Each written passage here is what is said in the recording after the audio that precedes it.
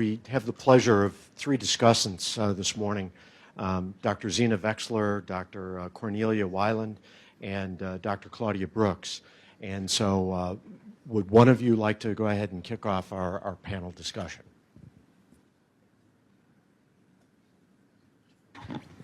Okay, can you hear me?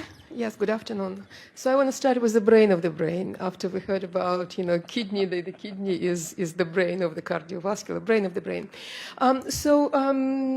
During some discussion yesterday afternoon, there were some concerns that of gaps in presentations and the topics, and I think several of major gaps to me were filled with the excellent, outstanding morning session and afternoon session. So my congratulations to Francesca and Zarina on nice workshop.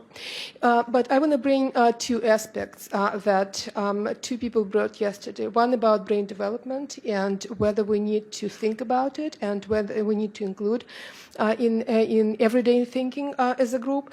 And I believe so because during fetal development and postnatal development, their blood-brain barrier and vessels, they're very different. And the reasons that I say that, when we looked at postnatal day 7, 9, which is equivalent to term baby biochemically, so what we observed that the extracellular matrix is different, that vasculature is different. So if you remember, for example, the beautiful picture that Konstantina Idokola, showed you in the morning with all this microvasculature all over the brain, it looks very different in neonates compared to adults.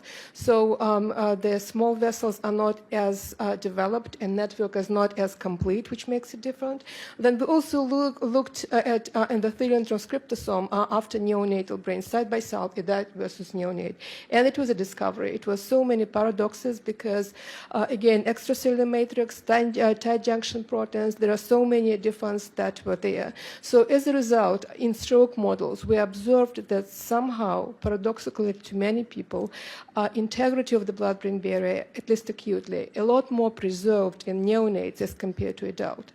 So, which tells us that, we need to study it. Plus, it may be a very interesting way to look and model, because one of the questions that we discuss here, that we need additional models just to complete, because parasites are not yet fully there, astrocytes are barely there, so many differences. This is point number one.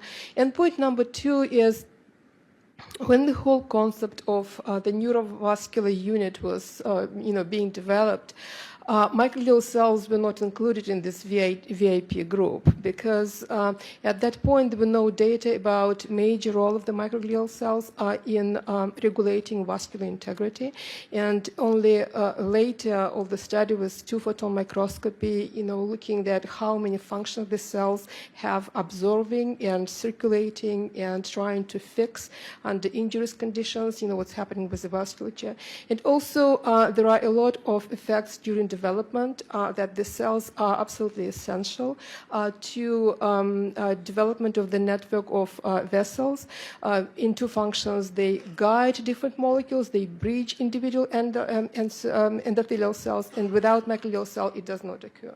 So this is what I thought, I bring as 2 points. Good, thank you. Dr. Weiland. So I learned over these last 1.5 days that indeed the vascular system and the immune system have many things in common. I would now say they are partners in crime. None can exist without the other. In good and in bad days, they depend on each other. We heard from almost every speaker that inflammation is important. Inflammation is, of course, primarily a good mechanism. It protects us. The immune system protects us from infection, it heals our wounds, and it helps us build blood vessels. But inflammation too much at the wrong place and at the wrong side will, of course, lead to pathology. So as we move forward, I'm sure that we will begin to learn how to define this term of inflammation more precise. The immune system has many, many different cell types, just as the vascular beds are different in the brain and in the kidney. The immune system has an adaptive and an innate arm. It has cells that make inflammation. It has cells that break inflammation. The macrophages came up again and again. Now we've learned that a macrophage is not a macrophage is not a macrophage. We now call them M1s, M2s, M3s, M4s, and then M5s. I do think that this will be important, though, that we become more precise, that we know what these cells are, what they do, how they communicate. There's one feature about the immune system that is very distinct, and that is that the immune system is probably the system in our body that is most age-dependent. To give you a feel for that, if the CDC data are correct, then our 50th birthday is kind of a watershed. We go from a functional immune system into a aging immune system. How do we know? Because that's about the time when spontaneous reactivations of herpes zoster occur. That's a good clinical readout. If you get the shingles, your immune system is not working perfectly. Now, by the time we are 80, then many of us have gone through that experience. You know that there is now a vaccine which has some limited effectivity in reestablishing protection. But to make a long story short, we live many decades. The immune system knows how old we are. Actually, by measuring the age of the immune system, we probably have a very, very precise measure of how old we really and how functionally we really are. So the aging immune system makes one major mistake. It becomes more and more inflammatory. Do we understand that? On a molecular level, we are beginning to understand that. But so when we talk about inflammation, then we are talking about a system that has less sophistication and more inflammation. I think that needs to be put in context in the terms of vascular disease. Once we learn how to make the immune system younger, I'm sure we will be able to combat vascular disease. Thank you. Dr. Brooks.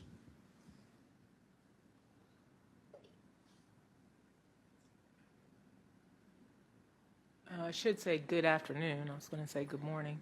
Claudette Brooks, Office of Research and Women's Health.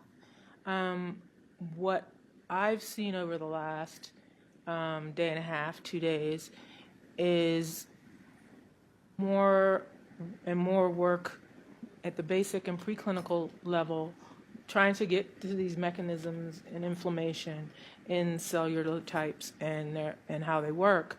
And I hope that we continue in that way. But looking at that preclinical research, and I believe one of my colleagues mentioned this yesterday very well, and probably a little more vigor than I will, that some of the gaps that even some on this panel mentioned is that they do not realize, is there a difference in between how these chemokines or even the vessels, endothelial vessels, how do they function between male and females? Is it a hormonal effect? Is it something that's more downstream than that? And when we say sex differences, I think we should rethink that as looking at sex as a biological variable. As scientists, when we devise experiments, clinical trials, we try to take into account every variable that we can to explain the results that we get. This is just another variable that I think we need to keep into an account. And so if you tell me that you feel that there are gaps in whether you don't know if there's male or differences in male or females, then my first question is going to be, well, in your research, how many females did you use in that, and males did you use in that experiment? Or was it male tissue or female tissue?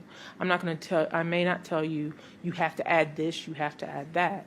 My first question is going to be, do you know exactly what we were measuring, and is there any difference between those two variables? And so that's one of the things I wanted to bring and to let you know. But I do see that in this room, the fact that you all are mentioning it means that you are thinking about it. And that is, for me as a scientist, along with the rest of you, is appreciated. And that's how we move forward in any area. Thank you. Thank you. So I just want to make a comment to follow up on that, and I'm just going to take this opportunity as somebody who's worked with female rats my entire career. I also am pleased that we're talking about sex differences, and I think it's incredibly important. But I also think as we move forward, if we're going to expect that kind of work from all of these investigators, we need to educate them on how to use female animals. And we're not talking about that at all. I'm talking about how to stage animals for estrus. What is their cycle? Where are these hormone levels? How do you, deal with an overectomized animal? When do you give back estrogen or any other hormones? So I'm just challenging, I guess, all those at the NIH who are talking about this. I think it's wonderful, but I'm concerned as we move forward with this that people are going to start studying females and not really understand how complicated we actually are. Yes.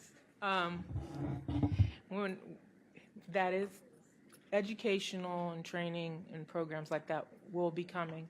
And as you all may have seen the Nature commentary article regarding rigor, as well as sex differences in preclinical research, it will be a phased approach. And yes, that's being included in the whole process. So let's go ahead and open it up to anybody that has any additional comments, questions for the discussants or any of the other speakers. I have just a couple comments. First to Dr. Faber. Jim, in terms of native collateral flow in the heart, it's a very different scene than what you showed in, I think, the brain. Collateral flow in the heart in the native state is very robust, and that's due to the fact that the vasomotion is active and is always changing the pressure gradient across the collateral. So there's flow in one direction and the reverse direction, and it's very robust and not sluggish. What I would say or the comment that I have to both you and Dr. Igurl is the models of diabetes might be critical, because some diabetic models are leptin-based with leptin receptor missense mutations or knockout. Even in DBDBs, there's two types of models, one with pancreatic hypertrophy with only transient hyperglycemia. So we have to really be cognizant of what type of model of diabetes we're studying. And then finally to Dr. Caron, cardiac lymphatics are an overlooked part of the circulation. I always show my students with an open heart preparation, you just take a little bit of India ink, you inject in the apex, and they just bloom out. There's a huge lymphatic flow. But what's extraordinarily important to think about is the data that I showed yesterday with the pressure profile following vasodilation. Post-capillary venular pressures rise up to 30 millimeters of mercury. There is tremendous fluid filtration by the capillaries during vasodilation in the heart, and the lymphatics look like a tiny little creek in their native state, but they look like the Mississippi River after vasodilation. So Bill, you bring up a very good point. Your studies in heart looking at microvascular flow in regions, for example, the border zone or watersheds between adjacent arterial trees, your heart is not asleep. So I think you make a very good point. It's active. In the studies I showed, those mice were lightly anesthetized, those cranial window experiments, and so things were all resting at that point. If we topically apply a dilator or a constrictor to either bed, ACA or MCA, and create a delta P across those collaterals, we will make flow will go in the direction you would predict. And so we've never done conscious mice and looked at collateral flow, but it would be very interesting to do that, for example, with the little cameras that can now be applied to the skull of a mouse and ask some questions about, do collaterals serve a function in the non-obstructive state in overall tissue oxygenation? Something I'm very interested in. So, thank you. Yeah, and for your comments for the different models of diabetes, I so agree. And you have elegantly showed in the heart that there is a redox window. So I think as we look at the angiogenesis or neovascularization in other beds or in the brain, that also holds true. We see that some elements of oxidative stress promote angiogenesis in one model, but in the other, especially after stroke, where we see excessive reactive oxygen species generation, we see the complete opposite. So I agree, yes. Ira from Boston. Dr. Faber, I was fascinated by your work, and it conjured up some thoughts from earlier work that we published in the middle 1980s linked to what seemed to be the causal link between the appearance and presence of pericytes and the patterns and branching patterns, in particular in different regions of brain during the onset of hypertension. And I think you said in passing that endothelial proliferation in the collaterals was elevated linked to hypertension. And I'm wondering whether you had the chance to look and see whether there was any relationship between what seemed to be presence of pericytes and where the endothelial cells were engaged in proliferation. And I'll let you know why after you say yes or no.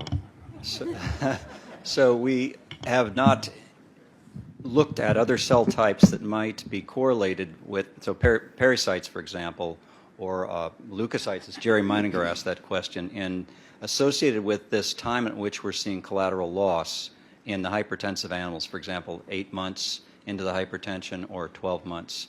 So I can't comment on that, but of course, that is a question. So the reason why I bring it up, and this may also apply to the work that was so beautifully presented by Dr. Ergul. So the thinking in the field has been that, in diabetes in particular, in the back of the eye especially, loss of pericytes, or what we call dropout, is correlated with the onset of angiogenesis and the remodeling that occurs pathologically during disease. But in fact, what we've come to appreciate, and Shane Pierce actually made a comment about this yesterday in passing, is that, in fact, we now know that, indeed, pericyte perturbations, subtle perturbations in pericyte chemomechanics, driven downstream of Rho effectors and through the cytoskeleton and traction forces applied to the surface of the endothelium, actually triggers the reversal of endothelial growth arrest and launches endothelial cell cycle progression and angiogenic activation. And so we now appreciate that it may not be the disappearance or loss, but in fact, subtle perturbations in the chemomechanics and the coupling between pericytes and endothelial cells that really is the driver, the initiating force, literally, that triggers cell cycle reentry and pathologic, or in this case, in collateralization, angiogenic remodeling. And so and this was, I thought, really apparent in the diabetic model, where you see this remarkable elaboration of tortuous and increased microvessels that you see in that animal model that you're studying. And so maybe this is an opportunity for us to talk globally here at the meeting about what we think about the crosstalk between pericytes and endothelial cells, and how it's not just about the biochemical signaling, it's actually about the mechanical coupling downstream. See, she's losing her feet because of this. Now, seriously, the point is that there, I think, is a paradigm shift that's emerging, and I think your data are so beautifully, perhaps, demonstrating what might be the mechanisms underlying the collateralization process. Yeah, the question of when they're actually forming and developing in the embryo, I think, is also very important with regard to the role of pericytes, and it's a very late event developmentally, at least in mice. And it goes on, the collateral maturation goes on as these vessels acquire their smooth muscle coat postnatally. The vessels in mouse average about 20 microns in diameter, cerebral peocollaterals. In human, they're larger than that. They average 100 to 200 microns in diameter, can be even larger. So they have very thick, smooth muscle cell coat, which changes in some ways perhaps the susceptibility of pericytes to other factors. So unfortunately, we're going to have to stop. I want to thank all the speakers and the discussants. This has been a wonderful session. I have